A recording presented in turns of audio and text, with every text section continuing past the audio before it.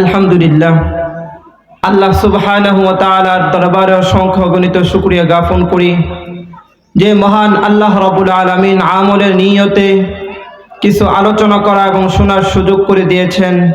এজন্য শুকরিয়া আদায় করি আলহামদুলিল্লাহ। মোহতারাম হাজরিন, আল্লাহ সুবহানাহু ওয়া তাআলা বলেন, সায়াযাক্কারু মান ইয়াখশা। কোরআন ও হাদিসের নসিহত দ্বারা ওই সমস্ত মানুষ উপকৃত হবে, ওই সমস্ত মানুষ কোরআন ও হাদিসের আলোচনা শুনবে, কোরআন ও হাদিসের আলোচনা তারা মানবে যাদের অন্তরে আল্লাহর ভয় আছে। সায়াযাক্কারু মান ইয়াখশা, যাদের অন্তরে আল্লাহর ভয় আছে তারাই এই উপদেশগুলো গ্রহণ করবে, তারাই এই উপদেশগুলো মানবে। আল্লাহর ভয় যদি না থাকে তাহলে এই উপদেশগুলো তারা মানবে না, তারা যা শুনবে কোনো কাজে আসবে না। হেদায়াত হচ্ছে আল্লাহ পাক রব্বুল আলামিনের হাতে। কাকে কখন কার অন্তরে আল্লাহ রব্বুল আলামিন হিদায়াতের নূর ঢেলে দেয় একমাত্র আল্লাহ রব্বুল আলামিনই জানেন। আল্লাহ রব্বুল আলামিন কোরআনুল কারীমের ভিতরে ইরশাদ করেন, ইন্নাকা লা তাহদি মান আহবাবতা ওয়ালাকিন্নাল্লাহা ইয়াহদি মান ইয়াশা। আল্লাহর নবী সাল্লাল্লাহু আলাইহি ওয়াসাল্লামের চাচা ছিল আবু তালিব। আবু তালিব যখন মৃত্যুবরণ করে নবী করিম সাল্লাল্লাহু আলাইহি ওয়াসাল্লাম তার চাচার কাছে গিয়ে বলতেছেন, ও চাচা, আপনি শুধু এতটুকু সাক্ষ্য দেন লা ইলাহা ইল্লাল্লাহ, যেন আমি কাল হাসরের ময়দানে আপনার জন্য আল্লাহর কাছে সুপারিশ করতে পারি। কারণ নবীজির চাচা ইসলামের অনেক উপকার করেছে। আল্লাহর নবী সাল্লাল্লাহু আলাইহি ওয়াসাল্লামের পিতামাতা জন্মের পূর্বে পিতা ইন্তেকাল করেছেন, জন্মের কিছুদিন পর মাতা ইন্তেকাল করেছেন। এতিম নবী। যখন নবীজি সাল্লাল্লাহু আলাইহি ওয়াসাল্লাম মক্কার বিরান ভূমিতে মানুষদের দ্বারে দ্বারে ইসলামের দাওয়াত নিয়ে তিনি যাইতেন, এক আল্লাহর দাওয়াত দিতেন। মক্কার লোকেরা নবীজিকে বিভিন্ন ভাবে আক্রমণ করার জন্য চেষ্টা করতেন, কিন্তু তার চাচা আবু তালিব ছিলেন নেতা, যার কারণে মুহাম্মদকে মক্কার কাফেররা কিছুই করতে পারতেন না। চাচার কাছে এসে বিচার দিত, ও আবু তালিব, তুমি হলা মক্কার কাফেরদের লিডার, তোমার ভাতিজা মুহাম্মদ দ্বীনের দাওয়াত দেয়, দ্বীনের কথা বলে, মূর্তির বিরুদ্ধে কথা বলে, তুমি তাকে নিষেধ করিয়া দিও সে যেন আর কোনোদিন মূর্তির বিরুদ্ধে কথা না বলে। আবু তালেব এবং আল্লাহর নবী সাল্লাল্লাহু আলাইহি ওয়াসাল্লামকে ডাক দিয়ে বলেন, আমার ভাতিজা, তুমি শোনো, তুমি যে আল্লাহর ইবাদত করো সে আল্লাহর ইবাদত করে যাও, কিন্তু মূর্তির বিরুদ্ধে কোনো কথা বলিও না, লাত মানাত উজ্জার বিরুদ্ধে কোনো কথা বলিও না, যা ইচ্ছা তাই তুমি করো, কিন্তু এই কাজগুলো তুমি করিও না। আর এক আল্লাহর দাওয়াত তুমি মানুষদের কাছে দিও না। মুহাম্মদ আরবি সাল্লাল্লাহু আলাইহি ওয়াসাল্লাম ডাক দেয়া বলেন, আরে আমার চাচা, আমাকে যদি গোটা পৃথিবী লিখে দেওয়া হয়, আমার হাতে যদি সূর্য চন্দ্র তুলে দেওয়া হয়, তারপরেও আমি এই দ্বীনের দাওয়াত দেওয়া বাদ দিব না। আপনিও যদি আমার কাছ থেকে চলে যান, আল্লাহ কোরআনে জানাইয়া দেন, ফাইন তাওয়াল্লাউ ফাকুল হাসবিয়াল্লাহ। আল্লাহ নবী সাল্লাল্লাহু আলাইহি ওয়াসাল্লাম বলেন, ও আমার চাচা, পৃথিবীর সমস্ত লোক যদি পৃষ্ঠ প্রদর্শন করে আমার কাছ থেকে সরে দেয়, হাসবি আল্লাহ, আমার আল্লাহ একাই আমার জন্য যথেষ্ট। নবীজির চাচা অনেক ইসলামের খেদমত করেছেন, এই চাচা যখন মৃত্যুবরণ করে, পয়গম্বর আলাইহিস সালাতু ওয়াস সালাম কালিমার তালকিন করাচ্ছেন, কালিমার দাওয়াত দিচ্ছেন। আমার চাচা, আপনি শুধু একবার বলেন লা ইলাহা ইল্লাল্লাহ, যেন কিয়ামতের ময়দানে আপনাকে আমি সুপারিশ করে জান্নাতে নিয়ে যাইতে পারি।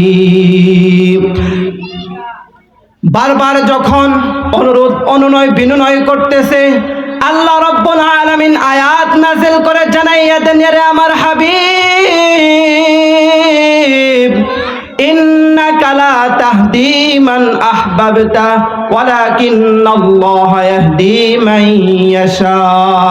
ও আমার হাবিব, আপনি যাকে মহব্বত করেন, ভালোবাসেন, তাকে আপনি হিদায়াত দিতে পারবেন না, বরং আমি আল্লাহ যাকে চাই তাকে হিদায়াত দিব। মোহতারাম হাজিরিন, হিদায়াত হলো আল্লাহর কাছে। কার অন্তরে কখন আল্লাহ রাব্বুল আলামিন হিদায়াতের নূরটা দিয়ে দে বাবা, এই হিদায়াতের জন্য চেষ্টা করতে হবে। আল্লাহ বলেন, ওয়াল্লাযীনা জাহাদু ফিনা লানাহদিয়ান্নাহুম সুবুলানা। আল্লাহ বলেন, যারা বান্দা, ওই যে বান্দা যে বান্দি আমি আল্লাহকে পাওয়ার জন্য চেষ্টা করবে, হিদায়াতের জন্য চেষ্টা করবে, আমি আল্লাহ তার অন্তরটা হিদায়াত দিয়ে ভরপুর করে দিব। অপরদার আড়ালের মা, আল্লাহ রাব্বুল আলামিন দুনিয়ার ভিতরে আমাদেরকে পাঠাইছেন ইবাদত করার জন্য। এই দুনিয়াটা হলো ইবাদতের একটা জায়গা, আর পরকালটা হলো হিসাবের একটা জায়গা। এই দুনিয়ার জমিনে আল্লাহ রাব্বুল আলামিন আমলের জন্য পাঠাইছেন। যে যতটুকু আমল করতে পারবে তার সাথে ততটুকুই আমল যাবে। এই দুনিয়াটা হলো আমলের জায়গা, আর কবর হলো হিসাবের জায়গা। কোন মানুষ যদি কবরের ভিতরে বৈশা বৈশা আল্লাহর গুণগান গায়, গুণকীর্তন গায়, আল্লাহকে আল্লাহ বলে ডাকে, বলে কবরের ভিতরে কমপক্ষে 40,000 বছর থাকতে হবে।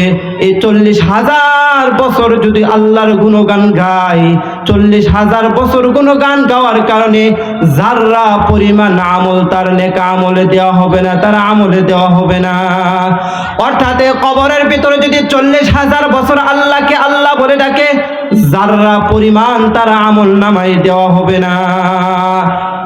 কেন রে বাজান? এ কবরটা হলো হিসাবের জায়গা, আর দুনিয়াটা হলো আমলের জায়গা। এই দুনিয়ার জমিনে যারা আমল করবে, কবরে শুইয়া শুইয়া তার সওয়াব পাবে। যারা দুনিয়াতে আমল করবে তার প্রতিদান হাসরের ময়দানে পাবে। আল্লাহ রাব্বুল আলামিন বলেন, ওয়ামা খালাকাতুল জিন্না ওয়াল ইনসা ইল্লা লিয়াবুদুন। আমি আল্লাহ দুনিয়ার ভিতরে মানুষ এবং জিনকে পাঠাইছি আমার ইবাদত করার জন্য। এই কথাটা বোঝার জন্য আমি একটা ঘটনা বর্ণনা করতেছি। আল্লাহর একজন জলিল কদর পয়গম্বর হযরত ইব্রাহিম আলাইহিস সালাতু ওয়াস সালাম, তিনি খুব মেহমানদারি করতেন, মেহমানের কদর করতেন। কখনোই মেহমান ছাড়া তিনি খানা খাইতেন না, মেহমানের খুব কদর করতেন। একদিন সকাল থেকে বিকাল হয়ে যায়, কোনো মেহমান তার ঘরে আসে না, তার বাড়িতে আসে না। হযরত ইব্রাহিম আলাইহিস সালাতু ওয়াস সালাম চিন্তিত হয়ে গেলেন, কারণ কি, কেন মেহমান আসতেছে না? আল্লাহর নবী হযরত ইব্রাহিম আলাইহিস সালাতু ওয়াস সালাম সকাল থেকে বিকেল পর্যন্ত অপেক্ষা করলেন, কোনো মেহমান আসে না। বিকেল বেলা একজন ভিক্ষুক আসছে, আসার পর ডাক দিয়ে বলতেছেন, হুজুর আমাকে খানা দিবেননি, ক্ষুধার্ত, আমি সারাদিন কিছু খাই না। ইব্রাহিম আলাইহিস সালাতু ওয়াস সালাম ডাক দিয়ে বলে, আরে ফকির, তোমার জন্যই তো অপেক্ষা করতেছি, বসো, আমি খানা নিয়ে আসতেছি। ফকিরকে বসায় যখন ভিতর থেকে খানা নিয়ে আসলেন, আসার পর ফকিরের সামনে খানা দিছেন। ফকির বিসমিল্লাহ না বলে মুখের ভিতরে লুকমা তুলছে, খাইতেছে। ইব্রাহিম আলাইহিস সালাতু ওয়াস সালাম ফকিরকে ডাক দিয়া বললেন, আরে ফকির, তুমি কি কাজটা করলা? কেন আল্লাহর নাম না নিয়ে তুমি খানা খাইলা? মুসলমানদের সুন্নাত হলো বিসমিল্লাহ বলে তারপরে খানা খাইবে। কারণ যে খানার ভিতরে বিসমিল্লাহ হয় না, যে খানাটা আল্লাহর নাম নিয়ে শুরু করা হয় না, এই খানার সাথে শয়তানও শামিল হয়ে যায়। অপর্দার আলালের মা হযরত ইব্রাহিম আলাইহিস সালাতু ওয়াস সালাম যখন ভিক্ষুককে খানা দিলেন, ভিক্ষুক বিসমিল্লাহ না বলে যখন খানা শুরু করে দিলেন, ইব্রাহিম ডাক দিয়ে বললেন, এ ভিক্ষুক তুমি কি করলা? কেন তুমি বিসমিল্লাহ বললা না? আল্লাহর নাম কেন তুমি নিলা না? এবার ভিক্ষুক ডাক দিয়া বলেন, হুজুর আমি হলাম অগ্নি পূজারক, আগুনের পূজা করি, আমরা তো বিসমিল্লাহ বলি না। ইব্রাহিম আলাইহিস সালাতু ওয়াস সালাম রাগান্বিত হয়ে গেলেন। রাগান্বিত হইয়া তার সামনে থেকে খাবারটা তিনি নিয়ে নিলেন। খাবারটা নিয়ে নেওয়ার পর এই ফকির ক্ষুধা অবস্থায় পেটের জ্বালা বলে ক্ষুধা পেটের ভিতরে নিয়া তিনি আস্তে আস্তে হেঁটে হেঁটে বাড়ি ছেড়ে চলে গেলেন। আবার আল্লাহ পাক রব্বুল আলামিন ওহী নাযিল করে জানাইয়া দিলেন, এরে ইব্রাহিম, এই বান্দাকে তুমি তাড়িয়ে দিলা বিসমিল্লাহ না বলার কারণে, অথচ আমি এই বান্দাকে 80 বছর যাবত আমি খাওয়াইতেছি, পান করাইতেছি, তার সমস্ত সুযোগ সুবিধা আমি দিয়ে দিচ্ছি। এই 80 বছরের ভিতরে বান্দা আমি আল্লাহকে আল্লাহ বলে একটা ডাক দেয় নাই, আমি আল্লাহর কুদরতি পায়ে কোনোদিন সেজদা দেয় নাই, আমি আল্লাহকে আল্লাহ বলে কোনোদিন ডাক দেয় নাই, তারপরেও সমস্ত নিয়ামত আমি তার জারি রেখেছি। মোহতারাম হাজরিন, দুনিয়াটা হিসাবের জায়গা নয়, দুনিয়াটা হচ্ছে আমলের জায়গা। যে যতটুকু আমল করবে, যে যতটুকু আল্লাহ পাকের গুণগান গাইবে, সে ততটুকু পরকালের ভিতরে পাইবে।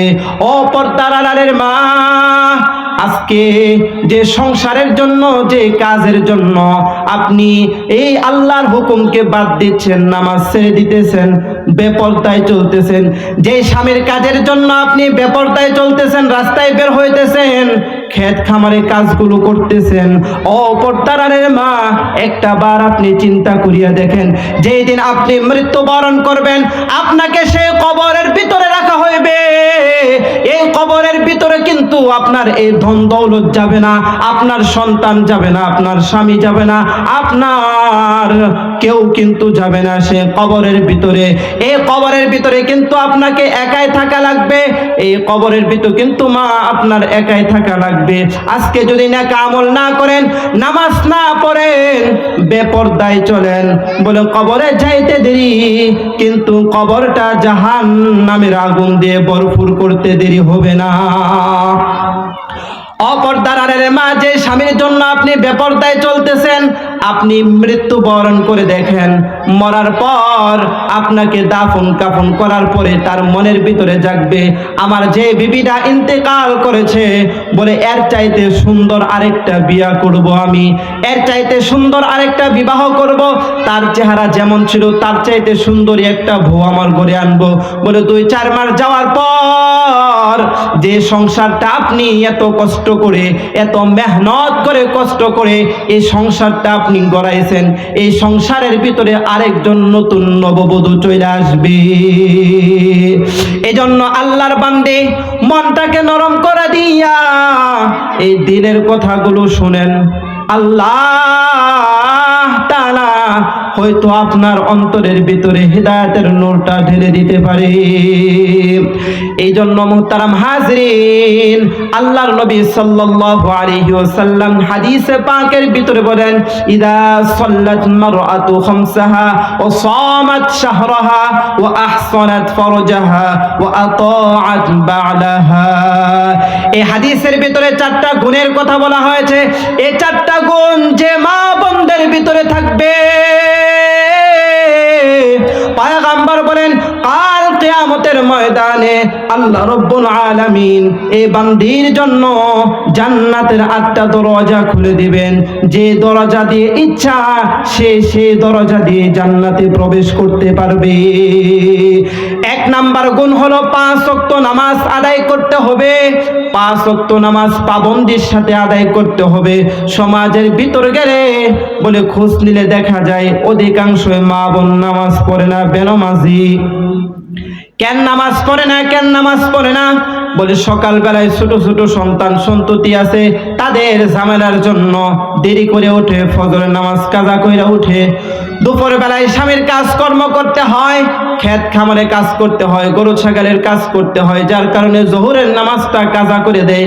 বলে আসরের নামাজটা এমনিতে যায়, বিকেল বেলায় রান্না বান্নায় চলে যায়, এশার নামাজটা এশারের আগেই ঘুমাইয়া পড়ে।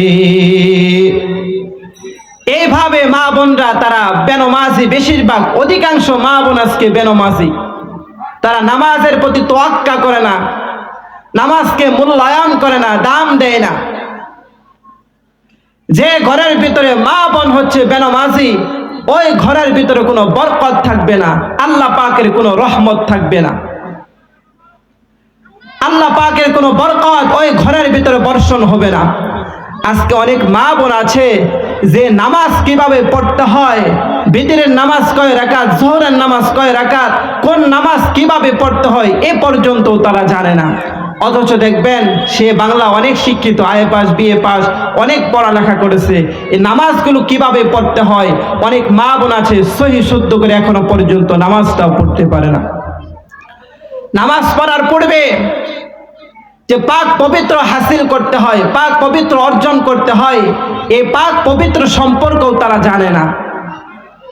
সন্তান কাপড়ের ভিতরে প্রস্রাব করে দিছে, এই কাপড়টা কিভাবে পাক করতে হয়, কাপড়টা কিভাবে পবিত্র করতে হয়, এই পবিত্র সম্পর্কে অনেক মা বোন আছেন যেনারা জানেন না। এই সমস্ত কিছু জানতে হবে।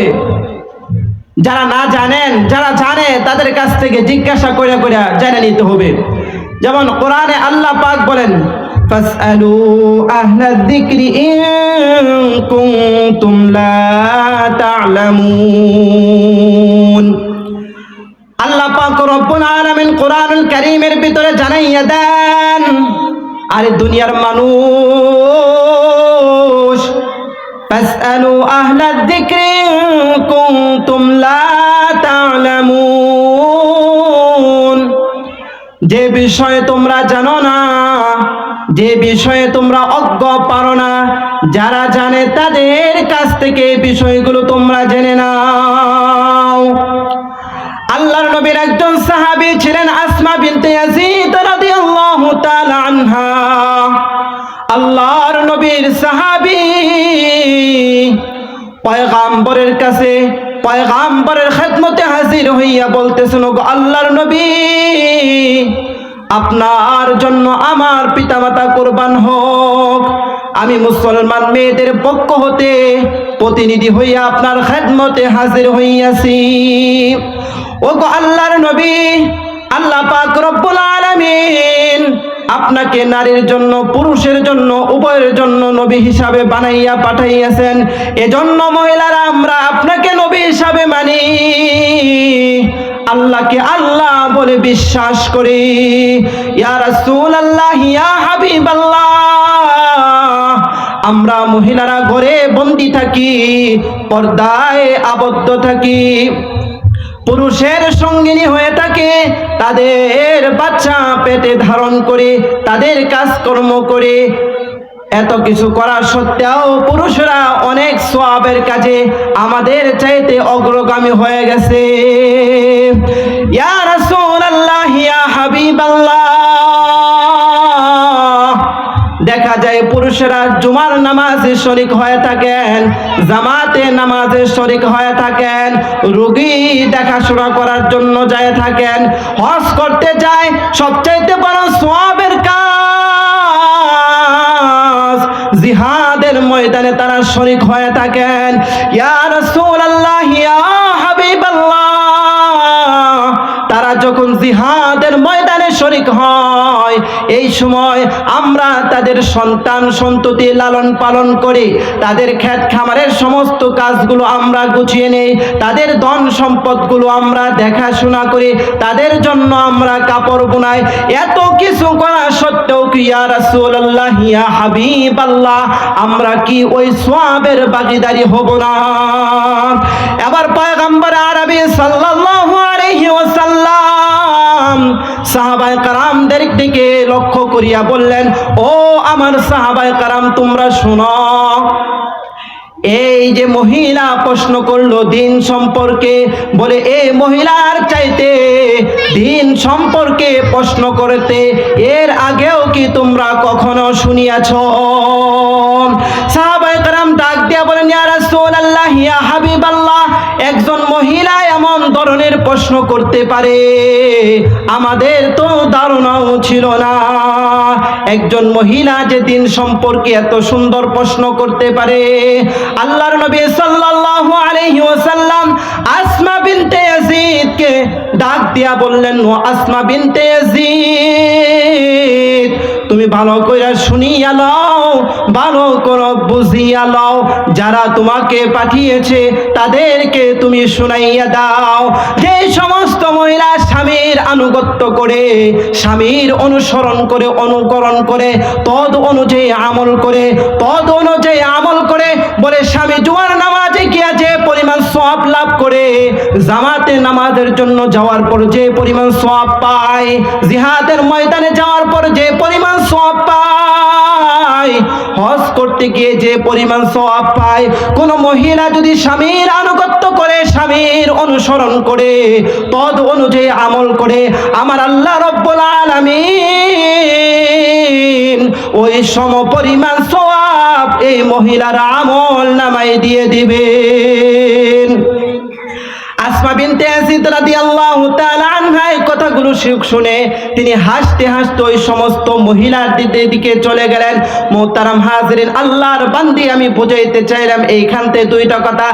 এক নাম্বার কথা হলো আপনাদেরকে জিজ্ঞাসা করা লাগবে, ইমাম সাহেবের কাছে জিজ্ঞাসা করবেন, হুজুর কিভাবে নাপাকি থেকে পবিত্র হব, ওযু কিভাবে করতে হয়, বিতিরের নামাজটা কিভাবে পড়তে হয়, আসরের নামাজটা কিভাবে পড়তে হয়, জোহরের নামাজটা কিভাবে পড়তে হয়, নামাজের ওয়াজিব কয়টা, নামাজের ফরজ কয়টা, নামাজ ভাঙ্গার কারণ কয়টা, নামাজের সুন্নাতে মুআক্কাদা কয়টা, এইগুলো যাই না শিখা মা তুমি যদি আমল করতে থাকো, আমল করতে পারো, অবশ্যই আল্লাহ রব্বুল আলামিন তোমাকে জান্নাতের মেহমান বানাইয়া দিবেন।